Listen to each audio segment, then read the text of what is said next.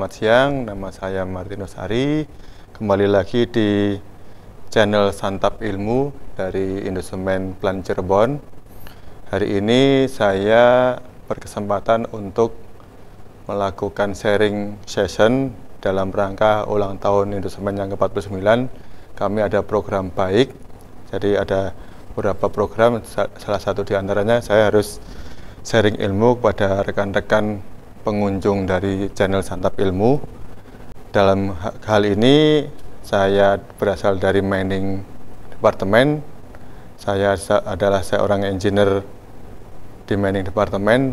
Yang saya akan share dalam siang hari ini adalah Kuari Lestari, di mana kuari ini adalah merupakan satu sistem penambangan yang diterapkan di Indosemen Plan Cirebon, karena materialnya itu adalah bahan galian C dan ditambang secara tambang terbuka. Dan kita akan lanjut pada sharing session untuk Kuari Lestari ini, yaitu kegiatan pertambangan yang selaras dengan konservasi keanekaragaman hayati. Jadi mungkin kita akan bersama-sama selama setengah jam ke depan dalam sharing session ini. Dan tak lupa saya minta ke rekan-rekan pengunjung channel Santap Ilmu untuk selalu follow akun-akun sosial media kami. Ada Harmoni 3 Roda, ada Semen 3 Roda, dan Semen Raja Wali. Tolong di follow. Media sosial kami itu berisi dengan sesuatu informasi yang berhubungan dengan Indosemen, termasuk adanya lowongan pekerjaan, ada lowongan PKL ataupun yang akan berkarir di Indosemen. Jadi tolong di follow saja. Dan kita lanjut. Jadi konsep dari Kuari Lestari ini adalah menjelaskan bagaimana kita harus selaras antara dampak negatif dan konservasi keanekaragaman hayati dalam proses penambangan. Jadi pada prinsipnya itu pertambangan, kalau teman-teman bisa memahami, adalah memang pertambangan memiliki dampak negatif karena merubah bentang alam, berpotensi menghilangkan kehati, dan ada beberapa kejadian penyemaran lingkungan. Cuman kami berprinsip bahwa kami bisa selaras dengan konservasi keanekaragaman hayati karena kami selalu melakukan pelindungan sistem penyangga kehidupan, pengawetan keanekaragaman hayati, dan pemanfaatan secara lestari. Itu prinsip yang kami lakukan karena selaras dengan goal kami adalah Sustainable Development Program kami di 2030, bahwa apa yang kami ambil dari alam, kita harus kembalikan seutuhnya kepada alam. Jadi Kuari Lestari ini adalah kegiatan pertambangan yang mempertimbangkan prinsip-prinsip konservasi keanekaragaman hayati. Jadi manfaatnya bagi manusia ini adalah ada dua selarasnya, itu adalah pertambangan, yaitu menciptakan lapangan kerja, memenuhi permintaan pasar. Dalam hal ini kami adalah pabrik semen, dan semen ini adalah salah satu bahan pokok untuk pembangunan, terutama di masyarakat, untuk perumahan, untuk fasilitas umum atau yang lain, dan mendorong pertumbuhan ekonomi baik itu regional maupun nasional dan internasional. Sedangkan manfaat bagi manusia keanekaragaman hayati adalah tersedia sumber pangan, sandang dan papan, bisa sebagai obat-obatan dan kosmetik, dan bisa juga menjadikan jasa lingkungan bagi lingkungan sekitar. Jadi istilah-istilah yang akan kami bahas kita pada kali ini adalah, intinya adalah keanekaragaman hayati, yaitu keanekaragaman organisme yang menunjukkan keseluruhan atau totalitas jenis dan ekosistem pada suatu daerah. Jadi yang nanti kita bahas adalah yang ada di Kuari Cirebon, kita akan bahas seluruhnya di sini. Jadi kita akan simak bareng-bareng. Jadi ada 3 level keanekaragaman hayati, yaitu tingkat genetik, tingkat spesies, dan tingkat ekosistem. Dan kita akan bahas satu-satu. Jadi tingkat genetik itu contohnya saja di bunga mawar. Ada satu bunga mawar, tapi susunan gennya itu bermacam-macam. Contohnya ada yang bunga mawar yang warna merah, ada bunga yang warna putih, atau bunga mawar yang warna lain, karena itu cenderung dipengaruhi oleh susunan gen dari bunga mawar itu sendiri. Jadi secara genetik, seperti manusia, kita ada genetik-genetik juga, bahwa mungkin orang Asia, orang Afrika, ataupun orang Eropa itu beda-beda secara genetik. Itu juga salah satu keanekaragaman tingkat genetik. Dan yang kedua adalah keanekaragaman tingkat spesies, menunjukkan variasi dari jenis-jenis organisme karena adanya pengaruh kandungan genetik dengan habitatnya. Jadi dengan habitat ya, bukan hanya genetik aja.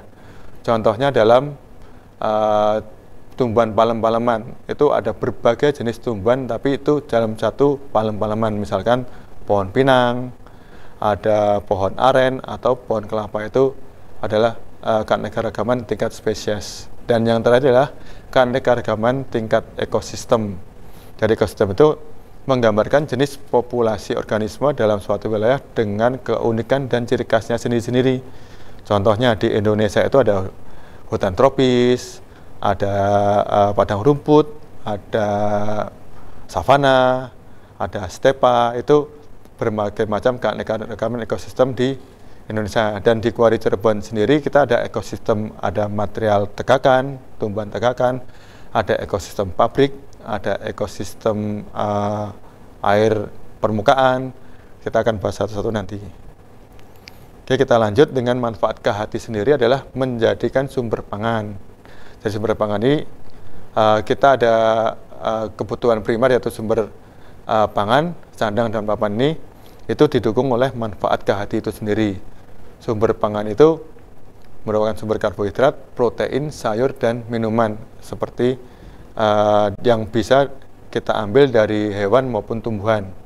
Dan untuk sumber papan ada berbagai macam jenis tumbuhan yang kita manfaatkan bisa menjadi sumber papan kita untuk kebutuhan perumahan kita. Sedangkan sumber sandang sendiri kita banyak sekali tumbuh-tumbuhan yang bisa menjadikan salah satu bahan pokok dari sumber sandang sendiri, yaitu misalkan aja kapas bisa menjadi kain, sutra bisa menjadi kain, wool dari kulit domba bisa menjadikan jaket, ataupun kulit binatang yang kita bisa jadikan jaket kulit yang kita bisa pakai untuk sandang kita. Selanjutnya adalah sumber obat-obatan, karena KHT ini bisa banget ya kita pakai untuk obat-obatan. Banyak sekali yang sering digunakan, misalkan jahe, kencur, buah mengkudu, alang-alang. Walaupun buah mengkudu ini pada waktu kita kecil kan kita sering dikalungi buah mengkudu ya, karena pada waktu kita namanya tuh cacar atau apa itu, karena buah mengkudu itu sebenarnya bukan dari untuk bukan untuk menyembuhkan cacar, tapi cacar itu kan paling anti dengan angin. Jadi kalau anak-anak dikalungin buah mengkudu itu kan anak-anak akan malu tuh. Jadi anak-anak nggak akan keluar, jadi cacarnya akan cepat sembuh. Nah, itu mungkin salah satu yang menarik dari manfaat KHT ini. Terus yang selanjutnya adalah bahan kosmetik. Kosmetik ini misalkan ya ada bunga kantil yang bisa menjadikan sebagai bahan parfum, lidah buaya buat sampo, ataupun ekstra bunga mawar untuk aroma-aroma bedak. Di samping itu kayak kalau yang lain mungkin yang di sini tidak disebutkan itu adalah guano. Guano itu adalah kotoran dari kelelawar, itu bisa jadilah salah satu bahan untuk kosmetik kita. Dan yang selanjutnya adalah untuk jasa lingkungan, adalah sumber ilmu pengetahuan, misalnya anatomi hewan, anatomi manusia, atau anatomi tumbuhan yang bisa mengembangkan potensi dari berbagai macam makhluk hidup itu. Terus untuk aspek budaya, misalkan untuk sesaji, nyekar, misalkan ada bunga, kalau kita bilang bunga Kamboja itu kan bunga kuburan, itu bisa untuk aspek budaya juga sangat kental ya untuk aspek budaya ini. Terus yang selanjutnya adalah penyimbang ekosistem. Contohnya adalah ekosistem hutan tropis ini yang dapat menurunkan kadar karbon dioksida dan berperan sebagai paru-paru dunia. Jadi penyeimbang dalam artian kita tidak ada salah satu yang punah, jadi semua di alam ini bisa seimbang selalu. Jadi upaya-upaya konservasi KHT ini adalah beberapa upaya konservasi KHT, yaitu perlindungan ekosistem penyangga kehidupan, pengawetan keanekaragaman jenis, dan memanfaatkan secara lestari. Ada berbagai macam jenis sistem-sistemnya ya, misalkan pengelolaan kawasan suaka alam, pelestari alam. Untuk pengawetan sendiri sudah dilakukan penetapan spesies dilindungi, pengelolaan jenis tumbuhan dan satwa, pemeliharaan dan pengembangan. Sedangkan untuk pemanfaatan secara lestari, kita lakukan pemanfaatan kondisi lingkungan kawasan pelestarian alam, penempatan jenis tumbuhan dan satwa liar. Terus kita lakukan perlindungan sistem penyangga kehidupan, yaitu pengelolaan kawasan suaka alam dan kawasan pelestarian alam. Mirip-mirip ini antara pengelolaan kawasan suaka alam dan pelestarian alam.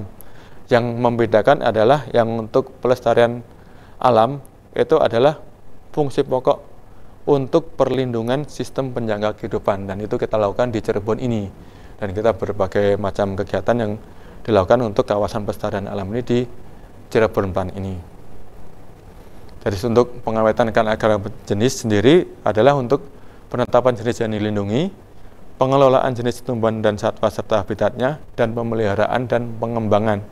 Jadi yang di Cirebon lakukan ini sudah dilakukan semua, itu bekerjasama dengan universitas-universitas, dengan kelompok dan pemangku kepentingan di sekitar kami, dan dilakukan oleh para siswa-siswa yang berkunjung di tempat kami. Jadi tujuan pengawetan keanekaragaman jenis ini adalah menghindari kepunahan jenis tumbuhan dan satwa, menjaga kemurnian genetik dan keanekaragaman jenis, dan memelihara keseimbangan dan kemantapan ekosistem. Sedangkan pemanfaatan secara lestari, kita memanfaatkan kondisi lingkungan kawasan pelestarian alam, pemanfaatan jenis tumbuhan dan satwa liar, dan berbagai kegiatan yang mendukung untuk potensi kawasan yang berupa ekosistem dan fenomena alam yang ada di Cirebon ini. Jadi kita harapkan kondisi ideal dalam kegiatan pertambangan yang ada di Indosemen Plan Cirebon ini. Jadi idealnya itu adalah pertambangan bisa menciptakan lapangan kerja dan meningkatkan pertumbuhan ekonomi. Sedangkan konservasi kehati ini yang kita lakukan adalah keanekaragaman hayati terjaga secara lestari. Maka yang kita lakukan adalah yang pertama adalah secara pertambangan kita harus melakukan good mining practices atau kaidah teknik pertambangan yang baik. Dan untuk konservasi kehati sendiri kita melaksanakan konservasi kehati sendiri, yaitu perlindungan sistem penyangga kehidupan, pengawetan keanekaragaman jenis, dan memanfaatkan secara lestari. Dan kaidah pertambangan yang baik sendiri adalah berbagai macam kegiatan kita supaya tambang itu terlaksana dengan baik dan selaras dengan lingkungan yang ada di sekitar kami. Salah satu beberapa kegiatan itu adalah pemanfaatan teknologi pertambangan, pengelolaan lingkungan hidup pertambangan, keselamatan operasi pertambangan, teknik pertambangan yang sesuai, konservasi mineral dan batu bara, dan keselamatan kesehatan kerja pertambangan. Jadi pemanfaatan teknologi pertambangan ini, misalkan di pabrik semen ini, dahulu kita menyebut bahan baku untuk semen itu adalah hanya limestone saja. Sedangkan seiring berjalannya waktu, bahan baku semen sendiri itu banyak. Misalkan alternatif material itu yang dahulu hanya limestone, clay, dan silika, sedangkan mulai tahun 2000-an, kita sudah menemukan truss, ataupun fly ash, ataupun bahan-bahan lain yang bisa dimanfaatkan untuk industri semen ini. Jadi yang dahulu itu umur tambang hanya mungkin 50 tahun, kita bisa extend sampai 60 tahun atau 70 tahun, dan itu menjaga bahwa sumber daya kita itu akan tetap terjaga. Untuk pengelolaan lingkungan hidup pertambangan itu, kita misalkan pada waktu alternatif fuel dulu belum terpikirkan, yang dulu kita hanya memakai batu bara sebagai bahan bakar semen, sekarang kita sudah memanfaatkan sampai 35% alternatif fuel dari bahan-bahan yang tergantikan. Contohnya soda ash, rice husk, atau mungkin sekarang sampah-sampah yang dari rumah tangga pun kita olah bisa dijadikan sebagai alternatif fuel. Dan kita per tahun ini kita sudah memanfaatkan sampai 35%.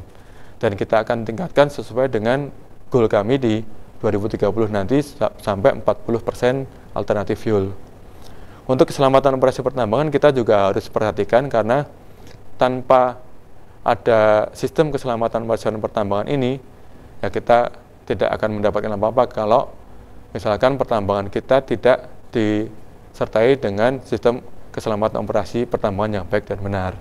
Jadi kalau kami bilang itu tidak ada produksi yang lebih nyawa manusia itu lebih penting daripada produksi pertambangan. Itu prinsip kami di operasional pertambangan kami. Dan itu disesuaikan dengan teknis pertambangan yang sesuai. Jadi kalau kita secara tambang terbuka, kita harus bagaimana. Jadi kalau nanti musim hujan, kita harus bagaimana.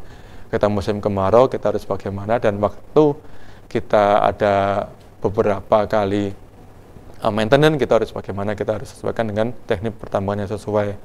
Yang selanjutnya adalah konservasi mineral dan batu bara kita lakukan nih.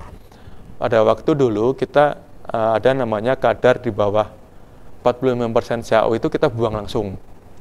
Dan mulai tahun 2016 kita sudah menyaring itu yang di bawah 45% CaO itu kita saring dengan menggunakan namanya subgrade limestone screening. Jadi yang kalau kita sebut itu adalah material marginal, kita saring lagi dan ditemukan ternyata yang di bawah 46% itu kita buang. Setelah kita saring kita mendapatkan sekitar 35% lagi yang kita bisa manfaatkan untuk sebagai bahan baku semen lagi. Jadi kita bisa menambah umur tambang dan kita tidak menggali lagi di kuari. Terus yang terakhir adalah keselamatan kesehatan kerja pertambangan, karena kita harus perhatikan dan di Cirebon ini kita sudah menerapkan sistem manajemen keselamatan pertambangan atau SMKP, dan skornya ini adalah kita masih upgrade lagi, dan kita beruntung kita sudah punya auditor sendiri untuk SMKP ini. Dan lanjut untuk aplikasi good mining practices di sini, yang terakhir itu adalah kita melakukan reklamasi segera dan melakukan pelaksanaan pasca tambang. Dan kita prediksi di tahun 2036 di limestone di Cirebon ini kita akan melakukan pelaksanaan pasca tambang. Dan untuk kuari yang lain kita juga akan melakukan pasca tambang juga, dan kita sudah disetujui oleh ESDM dan kita akan segera melakukan pasca tambang. Dan pasca tambang ini kita tidak lakukan sendiri, tapi kita libatkan pemangku kepentingan di sekitar kami dengan adanya konsultasi publik. Jadi kita tidak semata-mata Indosemen kita lakukan pasca tambang ini ya. Nah, kita harus lakukan konsolidasi dulu dengan masyarakat sekitar, dengan pemangku kepentingan, apakah ini cocok apa enggak kita lakukan di Indosemen, apakah ini cocok dilakukan di desa sekitar, apakah ini cocok atau enggak kita terapkan untuk kepentingan masyarakat sekitar. Kita lakukan itu. Dan ini adalah lokasi tambang di Cirebon dengan luasan 345 hektar, dan kita juga memiliki tambang yang lain di Kuari Kedondong, dan kita juga sudah melakukan rencana pasca tambang untuk kuari-kuari kami di Cirebon, baik di Palimanan, di Kedondong, ataupun di Tegal, Brebes, ataupun di Rembang. Jadi definisi pasca tambang sendiri adalah kegiatan terencana, sistematis, dan berlanjut setelah akhir atau sebagian atau seluruh kegiatan usaha pertambangan untuk memulihkan fungsi lingkungan alam dan fungsi sosial menurut kondisi lokal di seluruh wilayah pertambangan. Jadi definisi pasca tambang ini kita tidak menghabiskan dulu nih material-material yang ada di kuari kita, tapi selaras sebelum selesai pun kita sudah melakukan rencana pasca tambang. Jadi setelah nanti selesai, kita tinggal melanjutkan sesuai dengan apa yang kita lakukan, kita konsolidasi dengan warga sekitar ataupun pemangku kepentingan. Jadi goalnya nanti ada tidak meleset dari rencana pasca tambang ini. Jadi pemegang IUP eksplorasi pun kita harus wajib menyampaikan rencana pasca tambang. Jadi sebelum melakukan eksploitasi, pada waktu tahap eksplorasi kita wajib untuk menyampaikan rencana pasca tambang, karena memang alam kita ini tidak dinikmati kita di hari ini, tapi nanti diharapkan anak cucu kita yang akan menikmati alam di masa depan nanti, kita bisa menjaga kelestarian alam tersebut. Jadi reklamasi pasca tambang juga dilakukan sepanjang tahapan usaha pertambangan untuk menata dan memulihkan atau memperbaiki kualitas lingkungan dan ekosistem agar dapat berfungsi kembali sesuai dengan peruntukannya. Jadi tadi ada dua kegiatan, ya adalah rencana pasca tambang sama reklamasi. Kalau reklamasi ini sepanjang kita melakukan proses pertambangan, kita harus melakukan kegiatan reklamasi. Jadi tidak setelah selesai kita lakukan reklamasi. Jadi kalau reklamasi itu selaras dengan kegiatan pertambangan yang kita lakukan. Jadi dokumen rencana reklamasi pun kita sampaikan dalam jangka waktu 5 tahun. Jadi selama waktu 5 tahun kita harus rencanakan dan kita laporkan setiap tahun ke Dinas ESDM supaya nanti bisa diverifikasi. Karena dalam rencana reklamasi ini kita harus setor bukti biaya rencana reklamasi, kita harus setor ke pemerintah. Nah, kalau kita tidak laksanakan, pemerintah, dana yang kita setor ke pemerintah itu tidak bisa cair kembali, jadi kita dana reklamasinya hilang, dan rencana reklamasi pun nanti akan dilakukan oleh pemerintah. Sedangkan kalau Indosemen di Cirebon ini berharap bahwa rencana reklamasi itu ya selaras dengan rencana reklamasi kita wajib lakukan rencana reklamasi dan kita bisa laporkan, dan nanti SDM akan berkunjung ke Indosemen, nantinya kita bisa laporkan dan biaya reklamasi yang kita setorkan itu adalah balik lagi. Jadi di pemerintah Indonesia ini jadi semata-mata bahwa pemerintah itu meminta jaminan bahwa perusahaan itu harus melakukan reklamasi dalam proses pertambangan, dan Indosemen pun taat untuk mematuhi peraturan tersebut. Jadi kita di 5 kuari yang ada di Cirebon ini kita lakukan semuanya. Jadi rencana pelaksana tambang di Palimanan ini kita ada namanya zonasi ya. Ada 5 zonasi, yaitu konservasi hutan, zona konservasi zona hutan produksi, zona wisata, dan zona kolam. Kita sudah mulai ini di nomor 1 dan 3 ini adalah waste dumping area, kita akan lakukan penghijauan di situ. Terus untuk pemilihan jenis tanaman, kita lakukan sebelum kita lakukan pemilihan jenis tanaman, kita lakukan survei dulu, kita kerjasama dengan pemangku kepentingan yang lain. Jadi di kawasan konservasi kehati hutan alami ini yang berwarna hijau ya, berwarna hijau ini kita akan lakukan konservasi kehati dan hutan alami dari jenis tanaman-tanaman lokal dan sumber pakan satwa yang kita tanam antara lain kesambi, walik kukun, jamblang, salam, asem, sonokeling, dan johar. Jadi ini tumbuhan ini kita tidak asal pilih, karena ini melakukan survei dan konsultasi terhadap pihak-pihak yang paham atas tanah ataupun struktur batuan yang ada di lokasi. Dengan untuk dumping area kita tanami jati, mahoni, sonokeling, dan kemiri sunan. Tentunya ini juga melalui proses konsultasi dengan pihak-pihak yang paham dengan proses reklamasi ini.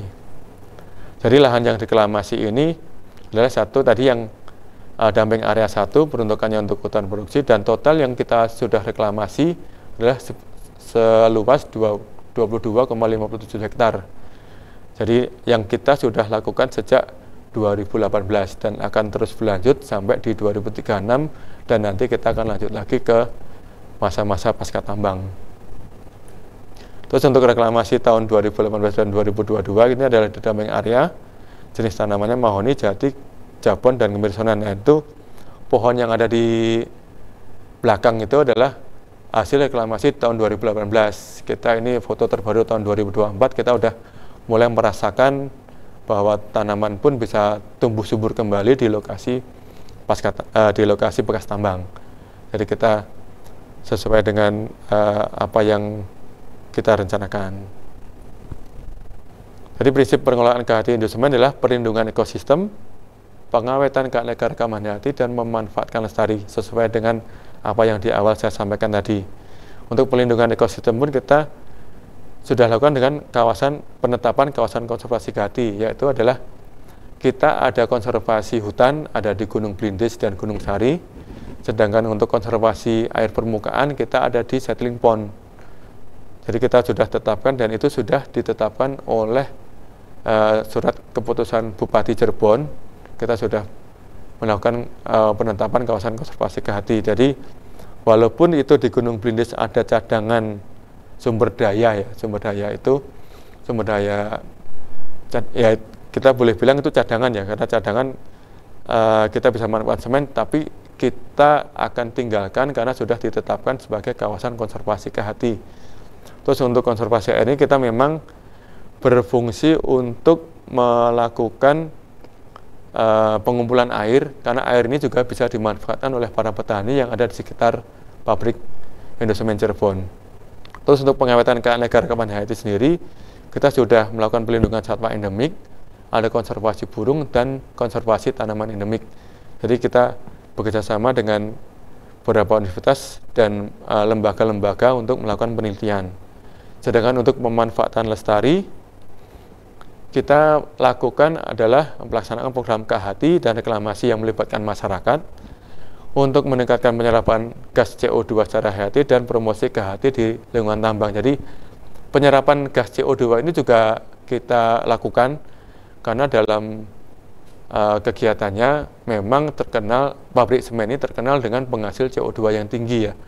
Jadi kalau kita memanfaatkan KHT ini, menanam tanaman sejenis, kita bisa menyerap CO2 secara hayati dan bisa dilaporkan ke Kementerian KLHK. Jadi kita bisa laporkan ke KLHK dan bisa menjadikan salah satu data untuk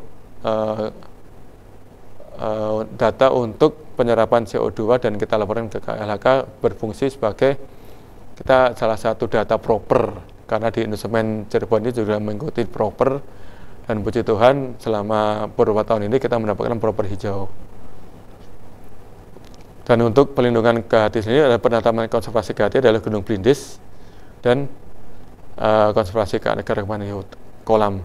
Untuk program pembinaan habitat, kita habitat burung di kawasan pabrik, pembinaan habitat kelelawar di kawasan Gua Dalam. Kita juga ada untuk burung di kawasan pabrik dan kelelawar di Gua Dalam. Sedangkan untuk jenis-jenis pohon yang kita lindungi ya, di Cirebon ini adalah sawono keling dan angsana. Untuk jenis burung ternyata pada waktu dilakukan penelitian kita menemukan adalah elang ular bido, alap-alap sapi, alap-alap kawah, ada gelatik Jawa, ada kerak kerbau dan perenjak Jawa. Dan teman-teman harus pahami ternyata gelatik Jawa itu adalah spesies yang dilindungi, karena gelatik Jawa ini sudah mulai jarang terlihat kalau kita boleh bilang. Dan puji Tuhan dengan adanya penetapan jenis yang dilindungi ini, di gelatik Jawa yang ada di kawasan pabrik Cirebon ini semakin banyak dan semakin berkembang, karena memang kita sediakan sumber pangannya banyak. Untuk sumber sebagai perlindungan gelatik Jawa ini juga semakin banyak. Jadi perkembangan untuk gelatik Jawa sendiri di Cirebon ini akan tumbuh semakin banyak. Dan untuk reptil ternyata juga biawak air ini juga dilindungi, dan ternyata juga banyak sekali ditemukan di konservasi kolam pengendapan di Cirebon ini. Yang selanjutnya adalah kawasan untuk konservasi penelitian. Jadi beberapa teman-teman yang melakukan penelitian konservasi di kawasan pabrik Cirebon ini, misalkan ada pernah kesini adalah Universitas Al-Azhar Jakarta, ada lembaga LIPI Purwodadi, ada dari IPB, ada dari Universitas Andalas. Ini yang paling jauh ya, paling jauh itu kita pernah kedatangan dari Universitas Andalas yang meneliti keanekaragaman kelelawar pada waktu itu. Dan kelelawar ini diteliti karena menurut beliau-beliau ini, kelelawar itu sebagai salah satu penopang dari ekosistem, karena kelelawar ini bisa menjaga ekosistem untuk misalkan untuk jadi kelelawar ini menurut beliau-beliau ini salah satu spesies yang bisa membantu menyerbukan. Jadi misalkan kayak durian, kayak nanas itu dibantu oleh kelelawar, jadi bisa menopang keseimbangan ekosistem. Terus untuk yang IPB juga ada pernah mengunjungi lokasi Cirebon untuk kawasan penelitian, cuman mereka tidak meneliti KHT, hanya untuk mempromosikan. Jadi IPB ini membantu mempromosikan KHT ini ke teman-teman. Jadi dulu ada anak-anak TK, anak-anak SD, anak-anak SMP melalui komik KHT yang mereka terbitkan. Dan untuk yang di IPB juga melaksanakan potensi cadangan karbon dan analisa topsoil yang dilakukan oleh universitas lain. Terus untuk pelajar-pelajar sendiri kita juga banyak sekali dibantu oleh mereka dari kegiatan Kuaryo Pende, dari PKL atau magang di sini kayak dari Sumber, dari Jogja, dari Bandung, ataupun dari Surakarta. Dan ada pelajar-pelajar juga yang dibantu oleh teman-teman mahasiswa Universitas Kuningan.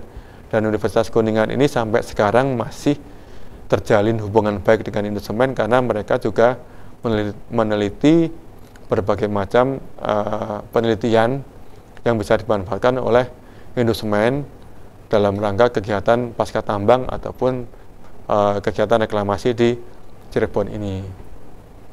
Jadi konservasi KHT di pertambangan ini kita mempertimbangkan SWOT ya, kalau kita teman-teman bisa tahu SWOT itu ada strength, weakness, opportunity, dan threat. Jadi strength-nya itu kawasan tertutup, masyarakat umum tidak mudah memasukin. Jadi kalau tambang itu kan kekuatannya itu adalah kawasannya tertutup, jadi tidak semua orang bisa masuk ke kawasan tambang. Terus untuk sumber daya yang cukup untuk meluaskan kawasan karena memang sumber daya cukup itu adalah kita mempunyai tenaga-tenaga yang kompeten, misalkan. Terus jadi kita bisa memiliki sumber daya dari manusia maupun sumber daya dari lingkungan sendiri. Dan ketersediaan dana dari perusahaan ya ini jelas sangat membantu sekali karena Indosemen adalah perusahaan global. Jadi dana dari perusahaan kita tetap mengalir, tidak seperti misalkan dari LSM atau yang lain akan tidak terus-menerus akan tersedia dana untuk perusahaan untuk konservasi KHT.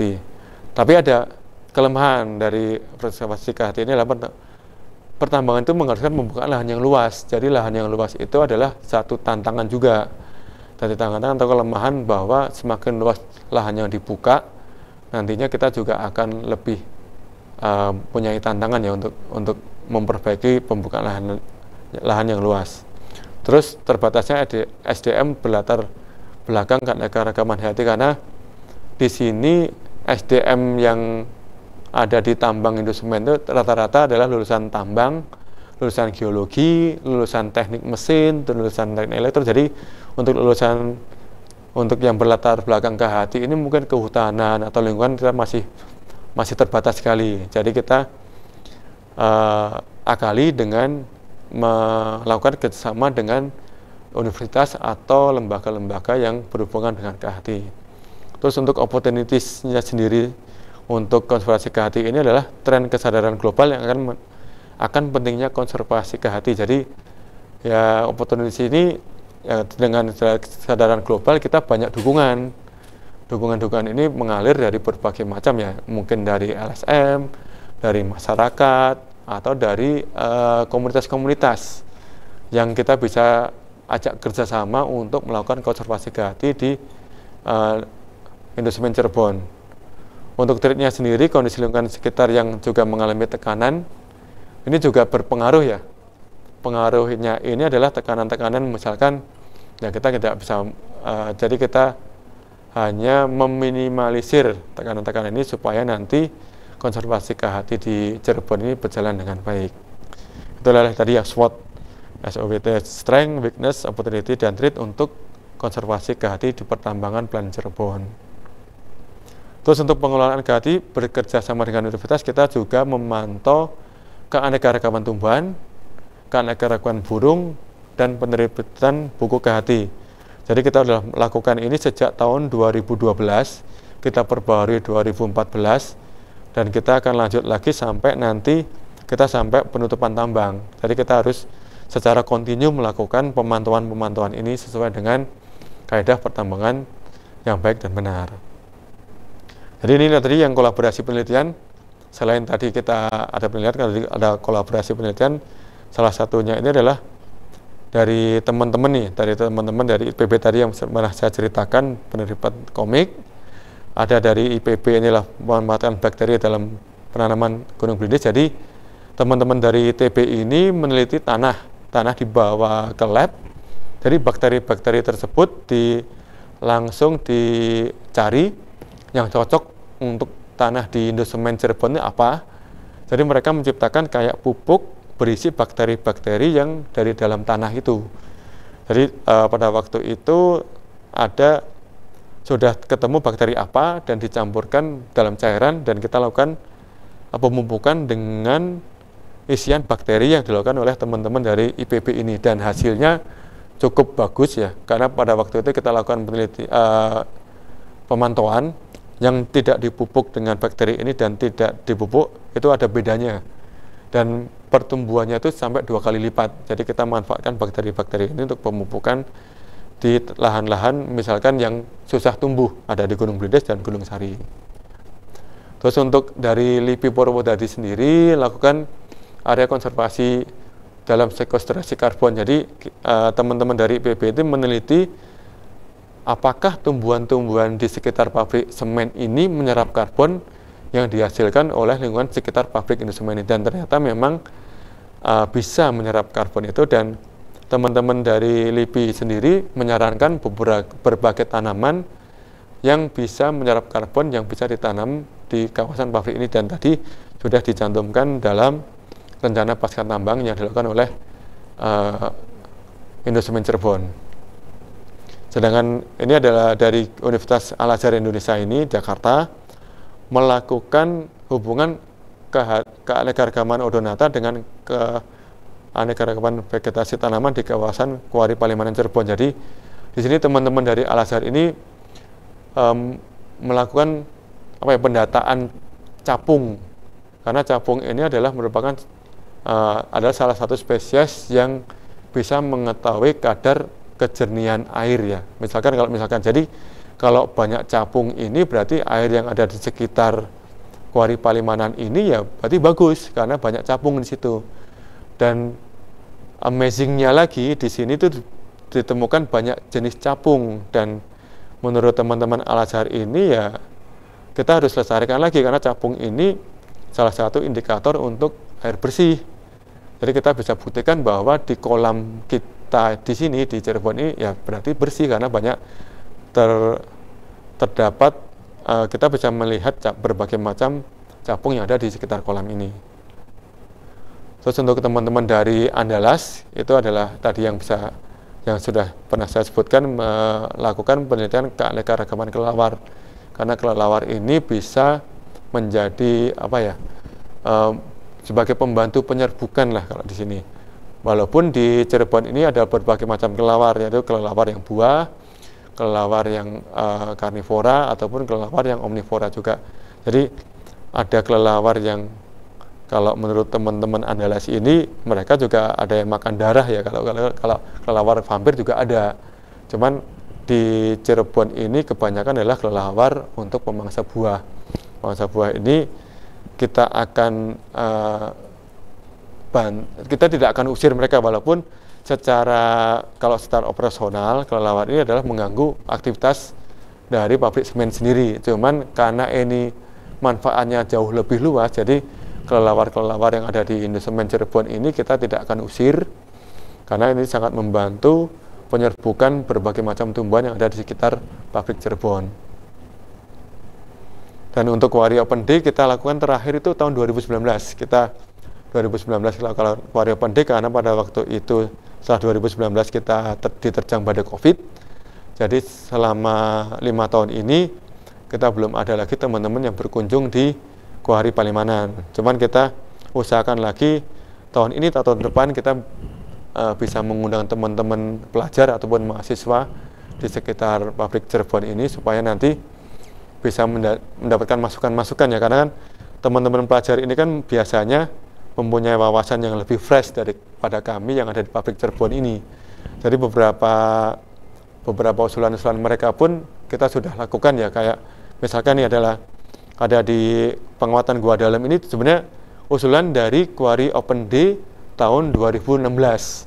Jadi tahun 2016 itu kita ada Kuari Open Day, dan itu diusulkan, Pak, bagaimana kalau di kawasan gua ini kita manfaatkan sebagai ajang pembelajaran. Nah, jadi kita lakukan kayak revitalisasi ya. Revitalisasi di gua dalam ini kita manfaatkan sebagai tempat penelitian teman-teman pelajar. Jadi kita bersihkan, kita tata rapi supaya nanti pada waktu teman-teman pelajar atau mahasiswa datang ke Cirebon bisa melakukan penelitian dengan nyaman. Di samping itu kita juga ada di usulan dari mereka ini. usulan mereka itu, Pak, kenapa Gunung Blindis nggak ada shelternya ya? Ya ada, kita lakukan, ini usulan baik, jadi kita bangun shelter di Gunung Blindis. Jadi teman-teman yang waktu itu kan keluhannya, Pak, saya harus turun, Pak, sedangkan kalau turun kan jauh, jadi kalau waktunya, jadi kita tidak bisa memanfaatkan waktu dengan baik. Dan mereka juga mengamatin spesies nokturnal ya, jadi harus malam hari diamatin. Jadi dari usulan tersebut kami bangun tuh shelter ada di Gunung Blindis, jadi mereka bisa menginap di situ mengamati spesies nokturnal yang ada di Gunung Blindis. Jadi ini kita harapkan dari teman-teman pelajar dan mahasiswa juga bisa memberikan masukan. Mungkin di channel Santap Ilmu ini juga sama ini, teman-teman yang melihat atau mengikuti channel Santap Ilmu ini ataupun yang ikut dalam jadi yang Kuari Lestari ini bisa menambahkan nih usulan-usulan supaya nanti kami memanfaatkan daerah konservasi kami menjadi jauh lebih baik. Ini teman-teman sangat diharapkan nih usulan-usulan kepada kami. Jadi yang terakhir ini adalah dengan adanya kegiatan KHT ini kita bisa menelurkan buku trilogi kekayaan KHT di Indosemen Palimanan. Jadi kegiatan pertambangan ini diusahakan dengan memperhatikan daya dukung lingkungan. Dan salah satu upaya yang dilakukan adalah penerapan kaidah penambangan baik dan benar. Jadi ini buku trilogi ini adalah rangkuman dari Kuari Lestari yang kita lakukan di Indosemen Cirebon ini. Dan itu mungkin ini yang menjadi sharing session yang kami lakukan. Tentunya banyak masukan atau dari teman-teman nih, usulan-usulan kami nantikan untuk proses kami jauh lebih baik ya. Jadi dan yang terakhir jangan lupa ini sekali lagi tolong follow akun media sosial kami Harmoni Tiga Roda, Semen Tiga Roda, dan @semenrajawali ya. Mungkin demikian yang bisa saya sampaikan. Jadi sekali lagi terima kasih kepada teman-teman yang mengikuti channel Santap Ilmu, dan jangan lupa like dan subscribe channel Santap Ilmu dari PT Indosemen Tunggal Prakasa Plan Cirebon ini. Dengan adanya like dan subscribe dari teman-teman yang mengikuti channel Santap Ilmu, diharapkan kami jauh bisa berkembang lebih baik. Jadi mungkin itu sharing-sharing session yang saya lakukan. Jadi sekali lagi terima kasih, mohon maaf atas segala kekurangan yang saya sampaikan pada sharing session ini. Dan sekali lagi saya ucapkan terima kasih, dan saya Martinus Ari, mohon pamit dan salam Tiga Roda. Terus dukung channel Santap Ilmu dengan like, subscribe, dan share konten-konten kami ke teman-teman kamu ya. Sampai bertemu di konten berikutnya. Ayo belajar di Santap Ilmu.